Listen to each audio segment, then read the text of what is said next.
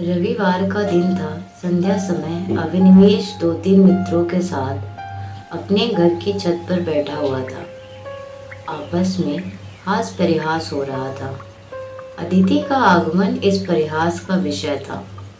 एक मित्र बोले, क्यों अभी, तुमने तो वैवाहिक जीवन का कुछ अनुभव किया है, हमें क्या सलाह देते हो? बनाए कहीं घोंसला या यूं ही डालियों पर बैठे बैठे दिन काटे?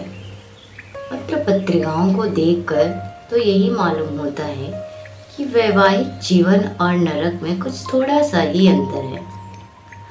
अभिनिवेश ने मुस्कुराकर कहा, यह तो तकदीर का खेल है भाई, सोलहों आना तकदीर का।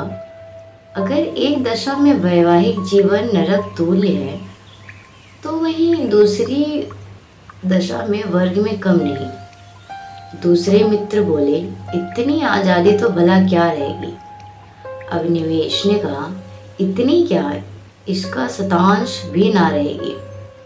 अगर तुम रोज सिनेमा देखकर 12 बजे लौटना चाहते हो, 9 बजे सोकर उठना चाहते हो और दफ्तर से 4 बजे लौटकर ताश खेलना चाहते हो, तो तुम्हें विवाह करने से कोई सुख ना होगा। और जो हर महीने सूट बनवाते हो तो शायद साल भर भी ना बनवा सको। श्रीमती जी तो आज रात की गाड़ी से आ रही हैं। हाँ, मेल से। मेरे साथ चलकर उन्हें रिसीव करोगे ना? यह भी पूछने की बात है। अब घर कौन जाता है, मगर कल दावत खिलानी पड़ेगी। सहमत आय के चपरासी ने आकर अभिनिवेश के हाथ में तार का लिफाफा रख दिया। अभिनिवेश का चेहरा खिल उठा। झट तार खोलकर पढ़ने लगा। एक बार पढ़ते ही उसका हृदय धक हो गया, सांस रुक गई, सिर घूमने लगा, आंखों की रोशनी लुप्त हो गई, जैसे विश्व पर काला पर्दा पड़ गया हो। उसने तार को मित्रों के सामने फेंक दिया और दोनों हाथ से मुंह ढककर फूट फूट कर रोने लगा। दोनों मित्रों ने घबरा कर तार उठा लिया और उसे पढ़ते ही हतबुद्धि से वो दीवार की ओर ताकने लगे। क्या सोच रहे थे और क्या हो गया? तार में लिखा था, अदिति गाड़ी से कूद पड़ी, उसकी लाश लालपुर से 3 मील पर पाई गई। मैं लालपुर में हूँ, तुरंत आ जाओ। एक मित्र ने कहा, किसी शत्रु ने झूठी खबर भेज दी हो। दूसरे मित्र ने बोला, हाँ, कभी कभी लोग ऐसी शरारतें करते हैं। अभिनिवेश ने शून्य नेत्रों से उनकी ओर देखा, पर मुंह से कुछ बोले नहीं। कई मिनट तीनों आदमी निर्वाक निष्पन्द बैठे रहे। एकाएक अभिनिवेश खड़े हो गए और बोले, मैं इस गाड़ी से जाऊंगा। बंबई से 9 बजे को गाड़ी छूटती है। दोनों ने चटपट बिस्तर आदि बांध कर तैयार कर दिया। एक ने बिस्तर उठाया, दूसरे ने ट्रंक। अभिनिवेश ने चटपट कपड़े पहने और स्टेशन चले। निराशा आगे थी, आशा रोती हुई पीछे। एक सप्ताह गुजर गया था। लाला रंजीत दफ्तर से आकर द्वार पर बैठे बैठे ही थे कि अभिनिवेश ने आकर प्रणाम किया। रंजीत उसे देखकर चौंक पड़े। उसके अनपेक्षित आगमन पर नहीं, उसकी विकृत दशा पर, मानो देरी रात शोक सामने खड़ा हो, मानो कोई हृदय से निकली हुई आग मूर्तिमान हो गई हो। रंजीत ने पूछा, तुम तो बम्बई चले गए थे ना? अभिनिवेश ने जवाब दिया, जी हाँ, आज ही आया हूँ। रंजीत ने तीखे स्वर में कहा, गोकुल को तो तुम ले भी थे आए, तुमसे कहाँ उसकी भेंट हुई? क्या बम्बई चला गया था? जी नहीं, कल मैं गाड़ी से उतरा तो स्टेशन पर मिल गए। तो जाकर लिवा लाओ ना। जो किया अच्छा किया, यह कहते हुए वह घर में दौड़े।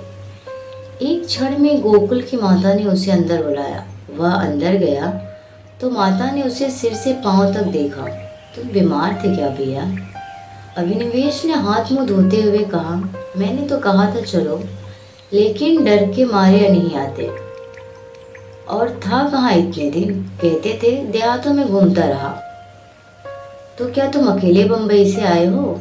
जी नहीं, अम्मा भी आई हैं। गोकुल की माता ने कुछ सकुचा कर पूछा। अदिति तो अच्छी तरह है? अभिनिवेश ने हंसकर कहा, जी हाँ, अब वो बड़े सुख से है, संसार के बंधनों से छूट गई। माता ने अविश्वास करके कहा, जी हाँ, अब वह बड़े सुख से है, संसार के बंधनों से छूट गई। माता ने अविश्वास करके कहा, चल नटखट कहीं का, बेचारी को कोस रहा है, मगर जल्दी मुंबई से क्यों लौट आए। अभिनिवेश ने मुस्कुराते हुए कहा, क्या करता, माता जी का तार बम्बई में मिला कि अदिति ने गाड़ी से कूदकर प्राण दे दिए। वह लालपुर में पड़ी हुई थी, दौड़ा हुआ आया, वहीं दाह क्रिया की, आज घर चलाया, अब मेरा अपराध क्षमा कीजिए। वह और कुछ ना कह सका। आंसुओं की वेग ने गला बंद कर दिया। जेब से एक पत्र निकालकर माता के सामने रखता हुआ बोला, उसके संदूक में यही एक पत्र मिला। गोकुल की माता कई मिनट तक मनमाहत सी बैठी जमीन की ओर ताकती रही। शोक और उससे अधिक पश्चाताप ने सिर को दबा रखा था। फिर पत्र उठाकर पढ़ने लगी, स्वामी, जब यह पत्र आपके हाथों में पहुंचेगा तब तक मैं इस संसार से विदा हो जाऊंगी। मैं बड़ी अभागिन हूँ, मेरे लिए संसार में स्थान नहीं है। आपको भी मेरे कारण क्लेश और निंदा ही मिलेगी। मैंने सोचकर देखा और यही निश्चय किया कि मेरे लिए मरना ही अच्छा है। मुझ पर आपने जो दया की थी उसके लिए आपको क्या प्रतिदान करूं। जीवन में मैंने कभी किसी वस्तु की इच्छा नहीं की, परंतु मुझे दुख है कि आपके चरणों पर सिर रखकर न मर सकी। मेरी अंतिम याचना है कि मेरे लिए आप शोक न कीजिएगा। ईश्वर आपको सदा सुखी रखे। माता जी ने पत्र रख दिया और आंखों से आंसू बहने लगे। बरामदे में रंजीत निस्पंद खड़े थे और जैसे अदिति लज्जानत उनके सामने खड़ी थी। दिखाई दे या ना दे, पर शामिल ज़रूर होता है। खुदकुशी करने वाले का भी कातिल ज़रूर होता है, कभी समाज तो कभी रिश्तेदार और कभी कभी उनकी कड़वी बातें। आपको ये कहानी कैसी लगी हमें कमेंट में बताएं, और आपको और कैसी कहानियाँ पसंद है वो भी कमेंट में बताएं। और ऐसे ही दिल छू लेने वाली कहानियों को सुनने के लिए इस चैनल को लाइक, शेयर एंड सब्सक्राइब करें। Thanks for watching.